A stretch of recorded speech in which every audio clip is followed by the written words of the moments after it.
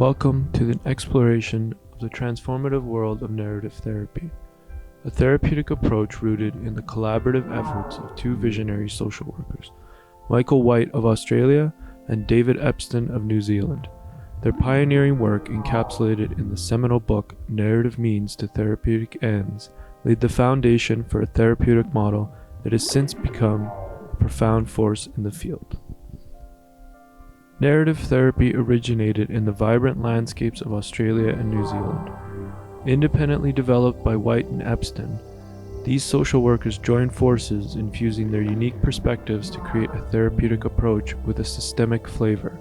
The essence of narrative therapy lies in the art of externalizing the problem, acknowledging the power of stories to shape our lives and empower us to perform in these narratives. The theory of narrative therapy is deeply rooted in postmodernism. It challenges the positivist narratives of the 1950s. It emerged from an era critical of universal reason, echoing Nietzsche's skepticism about singular truths. Rejecting the hierarchical structures of traditional therapy, narrative therapy finds inspiration in Foucault, exploring the social constructivist era's multitude of realities. The core techniques of narrative therapy include deconstruction, externalization, reauthoring, reciprocal editing, and reversals. These methods guide clients in reconstructing their stories, shedding light on how problems come to dominate their lives. By separating individuals from their problems and exploring alternative perspectives, narrative therapy empowers clients to redefine their narrative. After we discuss these topics in narrative therapy, we'll talk about the aesthetics and why narrative therapy appeals to us, as well as different resources including videos, articles, and books. We'll begin talking about the origin and the background of narrative therapy. Within this next section, I'll be describing some of the intellectual roots and what was going on sociopolitically at the time of origin, what contributed to narrative therapy. And it was definitely coming out of more of a constructivist era, moving into an era of multiple social realities. And it was a significant and exciting time where there was a lot of discovery everywhere. Narrative therapy comes out of a number of philosophies. The biggest one to remember is post-structuralism when we think about narrative therapy. In white Western societies, there was an overall belief of universal reason during and before World War II, that everything could kind of be really reasoned, and it was a functionalism, that structured development reason, society would keep kind of progressing.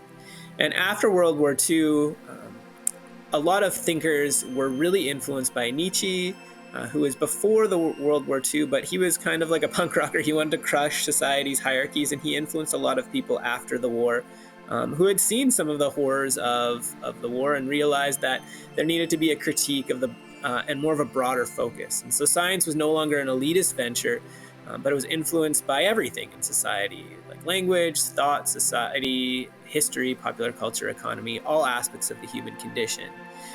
And this moved into, it was kind of for the purpose of deepening democracy. And it led to more of an understanding of self-exploration, multiculturalism, and multiple truths. And this critique was not it was not necessarily a negative, critical thought, but it was fairly optimistic in its view of becoming. Post-structuralism was moved forward through Michel Foucault. He was a French philosopher, middle class, and so the middle class was pushing through into higher levels of education. And so he called himself more of an archaeologist of ideas. And he had a fairly good understanding of mental health. And one of his first books before he was head of programs within philosophy was a book called Madness and Civilization.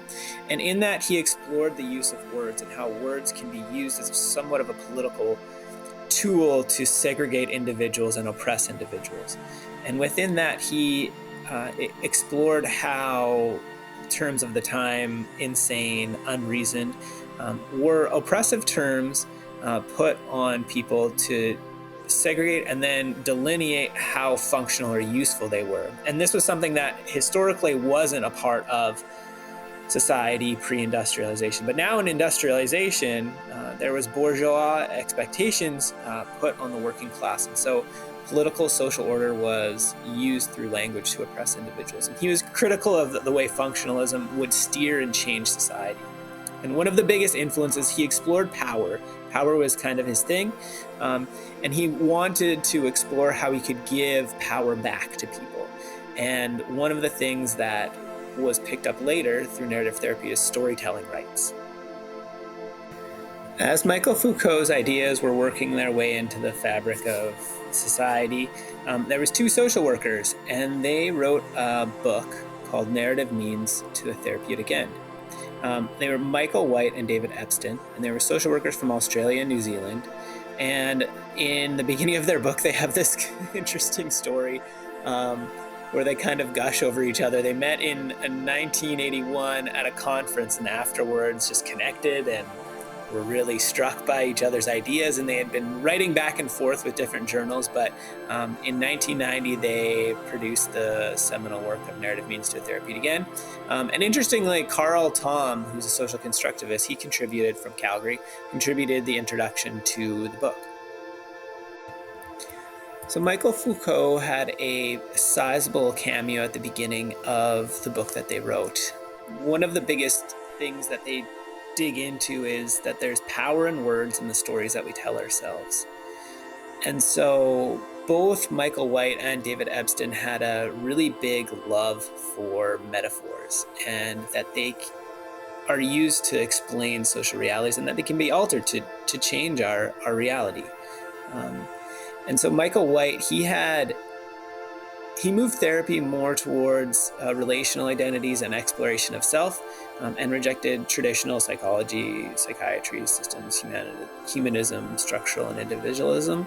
And then David Epstein, he was originally an anthropologist, and he contributed to the belief of, he said that he had an intellectual poaching license because he was an anthropologist, and ideas are sprung off of ideas, and stories change, and that creates new realities as well. And so he had a profound disrespect for intellectual boundaries. So he used an eclectic way of understanding the world: postmodern anthropology, folk psychology, feminism, post-colonial theory, cultural, structural, and literary criticisms. And so he was really eclectic, and you can see how some of the post-positive era of making understanding that there's multiple realities. They weren't creating their theory off of empirical data, but they were creating their therapy off of a range of different social ventures that are important and can steer our realities. I wanted to start by focusing on how narrative therapy is a family therapy. Although narrative therapy has broken into the general counseling world, individuals, group counseling, other forms of therapy, it does come out of and focuses on family orientation. And a few of those examples being a focus on context, the self in relationship to others or structures, a focus on interactions with ourselves, interactions with others, and then a focus on making meaning through relationships. That what's important is our relationships, and we make meaning out of ourselves in context and relationship to others, more of a social constructivist form. And although for the remainder of this presentation, we may not focus specifically on how couples and families apply to narrative therapy, we just wanted to make sure that was captured here at the beginning, that it has and comes out of a family orientation. In order to understand narrative therapy, we're going to have to understand what it isn't. And it isn't structuralism. It comes out of post-structuralism, which comes out of it's a critique or conflict with this forms of structuralism. So structuralism is a box. It's defined, square, whereas post-structuralism is more of an amoeba. It's more fluid, more moving, and it moves somewhat in aversion to other things like structuralism. So Structuralism believes in a faith in the scientific method. It believes in universal reason, that anything can be reasoned to anybody. And that humans, if they do X and Y, then they will come to Z. You'd see this in science saying the human brain does, lumping all cultures in. Whereas post-structuralism has more of a faith in perspective, in this is my view, this is their view, this is your view. It doesn't believe in universal reason or specific truths. It more believes that knowledge is power. And that's not saying that the more knowledge you have, the more powerful you are. That's saying that whoever is the powerful one, the more dominant one, they're the ones that define what knowledge is, what science is, what should be learned in universities. And so that resistance from post-structuralism leads to some other things, like understanding that there's no neutral objective position, that we are bound by the culture and context that we are, which leads to an exploration of ourselves in relation to others, which leads to our social consciousness, then leading to an openness to multiculturalism. In the last slide, I shared how post-structuralism influenced narrative therapy. And structuralism might have influenced more of a CBT, cognitive behavioral therapy, Beck style of counseling. And now humanism in comparison, humanism influencing more of a person-centered, Rogerian style of counseling. And there are some similarities between post-structuralism and humanism, like autonomy, self-transparency. But humanism, if we can take the metaphor, humanism is the tree on the hill, and post-structuralism is the tree in the forest. So humanism has more of a faith in the individual, whereas post-structuralism still has a faith in perspective, but then within relationship. Humanism is more about the individual as a movement towards individualism, whereas post-structuralism has more of a movement toward collectivism. And humanism, it likes freedom, it likes social political reform, perfectibility of the human nature. So somewhat the therapist knowing or encouraging someone on to that true or more authentic self. Whereas post-structuralism believes in liberation, self-actualization, ourselves discovering that, and then resistance and resilience within the context. So the therapist in humanism, it knows what the client wants. There's more of an essentialism, knows how to move that individual to that authentic, true self, kind of that perfection of self. Whereas post-structuralism, the therapist has no pre-existing knowledge of the client. So it's more about leading to a multi-storied discourse, not knowing where and how many stories might connect with this person, and then leading to more of a client broader and more connected understanding. It challenges the form of a therapist as an expert, and even goes so far as to, at some points, calling post-structuralism counter therapy. For this next section, we're going to be playing a game, and I'm calling it Venn diagram. What we're doing here is there's a Venn diagram here. Narrative therapy, as mentioned earlier, is an eclectic model that's influenced by a number of non-traditional theories, non-traditional counseling theories. And so we're going to be matching these with the distinctive elements they share. So this is not a definition of the theory. It is just the qualities that narrative therapy shares with this influencing theory. This is not a quiz on previous knowledge. This is just a guessing game for fun. So what we have is cultural studies, literary criticisms, postmodern anthropology, post-colonial theory, feminism, folk psychology, all influencing narrative therapy. And then the distinctive elements that they share with narrative therapy are everyday understanding through common language, analysis of power, racism, class, structural inequality, discourse of identity and oppression, reinterpreting and determining what counts, contextual understanding of mental health, and retelling stories, recognizing subjectivity. And so if you want to pause the screen and just take a guess at which elements connect with which influencing theory, you can go for it. Here are the answers to how each of these elements of these theories affect or influence narrative therapy. And although there are numerous other ways that these theories may influence narrative therapy, these are some of the basic, broadest ways that each of these theories influence narrative therapy. Key tenets of narrative therapy are, well, first off, the rationale for narrative therapy is it assumes that we can restory our realities to be more useful, to change our view of self, often considering context. The goal, client satisfaction. If a client comes to a narrative therapist, they might say, I want to be less depressed. And right from the beginning, there would be a bit of a flip, more of a strength focus. So less depressed changes to more happy, which turns into a goal more specifically maybe of leading to more connected friendships.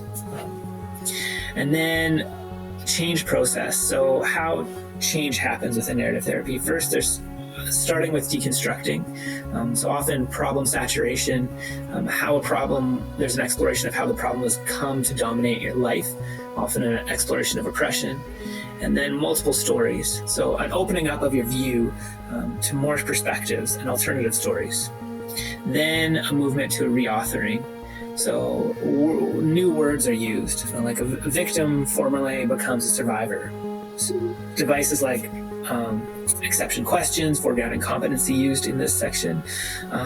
New and more satisfying understandings are made. And so often looking back and asking what's worked in the past. Can we use what's worked in the past now? And then movement into change tasks, so specific tasks that the therapist is asking. So questioning patiently, and then externalizing, which Nick will get into later, and then reauthoring. So exploring the power systems and then reauthoring an understanding.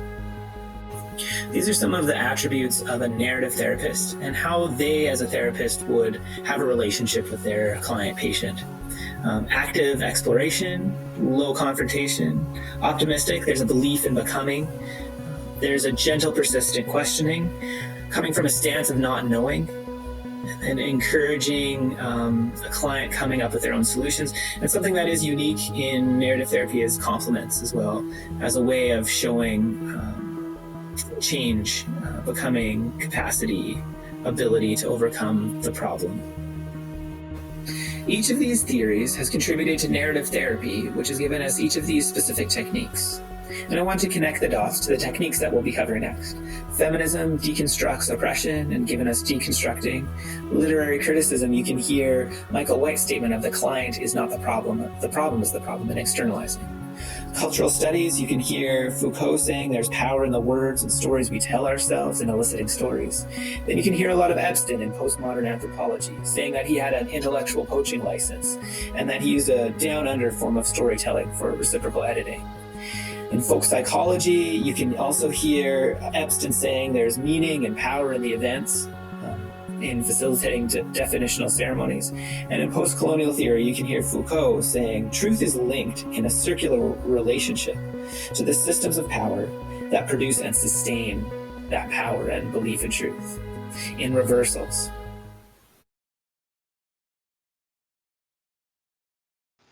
All right, so welcome, Scott. I'm glad you're here. To start, let's explore how you're feeling at work. Can you share a bit about your experience? Yeah, it's just been tough, you know. I feel like I work really hard, and I just can't get ahead. I'm always falling short. Yeah, it doesn't feel like I'm getting anywhere, you know. The first technique aims to deconstruct the dominant cultural narrative. It examines the client's understanding of their feelings and questions societal narratives. The purpose is to uncover themes that challenge negative social conditioning. Let's delve into this. How do you think you came to feel this way? Can you recall any moments or experiences that shaped your view of work? Um, like as a kid, I grew up like pretty working class. My family was my parents just always said like get your head down and work, and it didn't really matter which job I worked, but just to like work hard, and things would turn out like you'd get success. So I don't know. It's just been kind of that. Right. Interesting. Feels just like I'm not kind of cut out for it because I'm just not working hard enough, you know? Right. So you've kind of internalized this idea of success and how it's directly tied into working hard. Is that right? Well, yeah, I feel like if you work hard, you will get ahead. Externalizing the problem helps clients separate themselves from their problems. The purpose is to enable a clearer perspective, especially for clients who deal with internalized issues. Okay. So let's explore some moments at work that challenge this narrative. Okay, there's this project last month, and I worked like day and night, like really hard on it. And my supervisor just was really kind of critical of it. yeah, there just was it just made it feel like everything was worthless, all the hard work that I put into it. Hmm. It sounds like there's a kind of a pattern here, maybe. If we name the problem, maybe it's not about your abilities, but something more external. How about we call it the perfection pressure? Yeah, yeah, that could fit. I like that. Okay. And it kind of makes me feel like it's something, I don't know, not as connected to me. Another way to externalize the problem is through visualization. Its purpose is to transform the problem into a tangible entity and facilitates exploration and detachment. Okay, now let's visualize the perfection pressure. So imagine it as an obstacle. How does it appear to you? It feels like it's like this like weight that just kind of sits maybe over my shoulders. It's just like kind of just weighs me down a little. Okay. So now let's visualize a new perspective. Imagine pushing that weight away and reclaiming your space. How does that feel? Hmm. If I could take this off, Mhm. yeah, I mean that would feel. It does. I can imagine, and like right now as I'm talking about, just imagining that weight lifted, it feels freeing. It feels like I can breathe a little more again. Mhm. Reauthoring the story allows the client to construct a new, empowering life story. The purpose is to thread together empowering moments to redefine personal narratives positively. It's a powerful image. Yeah. Let's build on that. Can you recall moments when you felt competent and successful at work, despite any challenges? There's this time that it was like 3 months ago, but I had this. It was a team meeting, and I just kind of led this like little like it was kind of like an introductory. I was introducing a new kind of way of doing things, and it went really well, and like it felt great, and I felt really useful, and Yeah, yeah, it went well. that's awesome. Yeah, that's a valuable piece of your story. Um, how about we weave these moments together into a new narrative, one where you can navigate challenges successfully? Yeah, I like the idea of focusing on the stuff that like I can do. That the focus Mhm. on the successes. It's very easy for me to be like on to like being critical of Right. myself, and so yeah, I like the idea of Okay. focusing on success. Reversals allow the client to explore issues by shifting to an objectified party's experience. The purpose is to encourage alternative perspectives and challenge ingrained viewpoints. So now let's try a reversal. So imagine viewing your recent challenges from a position of strength and confidence. How do you think that changes the narrative? I would say it's not. I'm not as tied to my like shortcomings or setbacks. I can over like that I can use my strengths to overcome them. Hmm. That makes Yeah, sense. yeah, I think that's a powerful shift.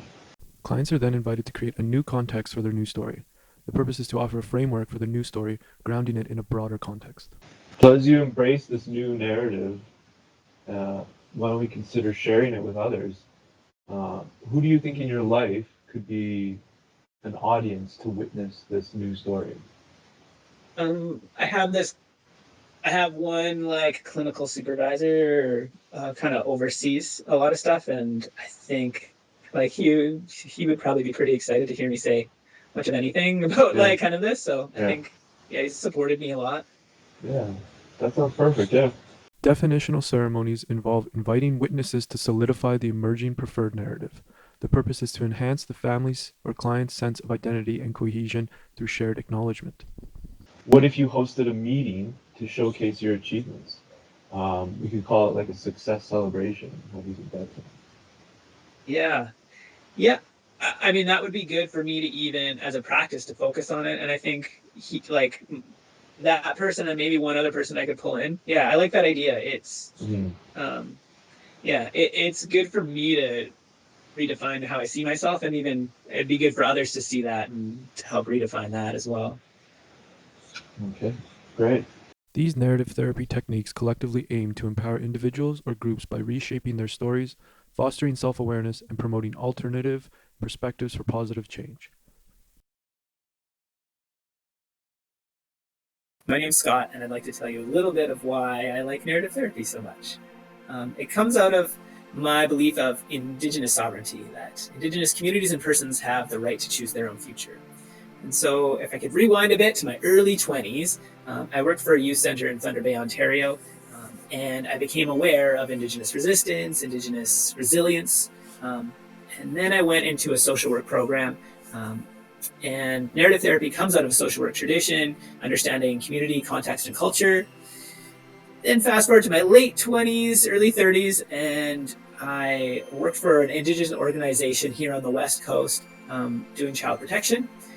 And they used a method called signs of safety, which also comes out of Australia, and it's informed by solution focus, which solution focused therapy is kind of like the daughter or son, or maybe nephew or niece to narrative therapy. There's a relationship. And so some of the questions that came out of my time there were foregrounding competency or reauthoring your story, looking to the past and recreating some of the strength out of the past. And then externalizing, recognizing the problem is the problem. And then more of a social constructivist style of asking questions. So making meaning and recognizing that it takes a village to raise a child. Asking questions about if such and such was here, what would they say? Who do you go to when? Those kind of questions. And then fast forward to just last year, research methods. My lit review was around Indigenous forms of counseling, and narrative therapy kept coming up as well. So a few ways that I personally jive is socially, I believe in being very conscientious in our decisions, and I gravitate more to a little bit of a critical tone or an anti-oppressive kind of tone. Historically, I personally come from a tradition of anti-establishment, anti-intellectual, kind of not trusting universities as much, and breaking down a power differential, and that translates to being more transparent, which I've been told I am fairly transparent in my practice. And then also, personally, I'm told I'm fairly optimistic, with also jives with the strength or capacity building focus of narrative therapy as well. And so the question is why I'm attracted, or how it fits for me, how narrative therapy fits for me. But I would more say narrative therapy is choosing or calling me. I personally resonate with narrative therapy because I agree with the critiquing of functionalism and post-structuralism. I think that a person is not merely defined by their function to society, and I think that power dynamics should be returned to the people. I also enjoy storytelling and the meaning it brings to our lives. For me, the real power comes from the performance aspect of telling these stories, though. I also believe that there's a million different ways of narrating one person's story, and that experiences are subjective, meaning that there's no one true way of approaching them. I once had a professor who maintained that nearly everything we say can be considered confabulation. Nothing is ever exactly how it seems, yet this also means that even if we are wrong, or even if everything is just made up, then each unique individual story can be a powerful recreation of meaning that we can attach to, and that can allow us to retake control of our own accounts. Lastly, I'm also drawn to the creative aspect of storytelling. From a musical standpoint, when I make music, I typically begin with spontaneous creation and formulate organization as I go. Although it's not usually in words, I can relate to the construction of narrative in this way. Every mistake, noise, or dissonance has meaning to me, and although I can recognize the direction I want or don't want to go, I appreciate the individual process of creation and the value that its purpose has on me. And finally, I derive a lot of personal and aesthetic meaning from creation. It often dictates my story for me, which is its own reclaiming of power, because this process is still coming from me.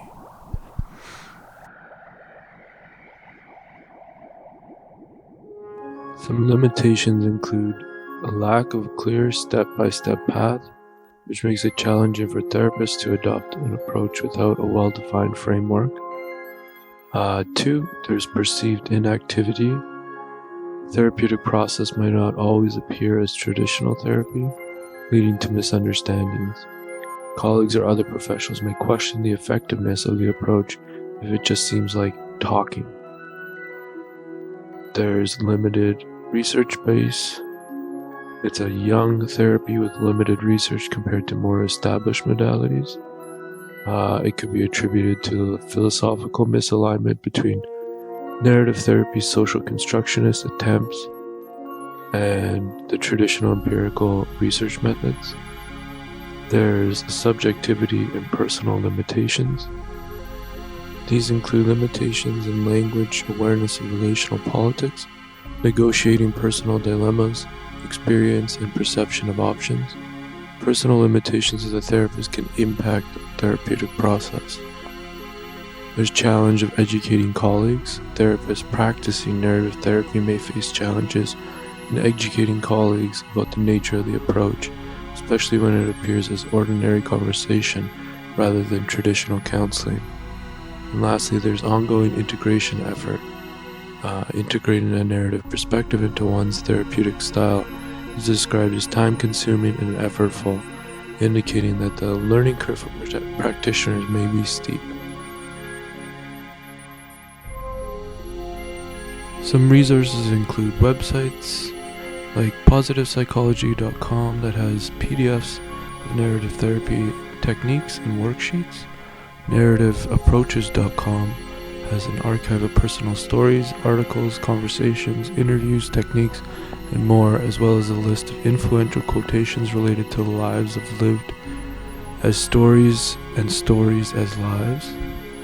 There's also the Vancouver School for Narrative Therapy. It's a good website and a good school for those who want to check it out. Some videos on narrative therapy include this Michael White Funny Moments video, and there's also an online narrative therapy lecture. Some books to consider are Epstein and White's famous Narrative Means to a Therapeutic End and Steve Madigan's Narrative Therapy textbook.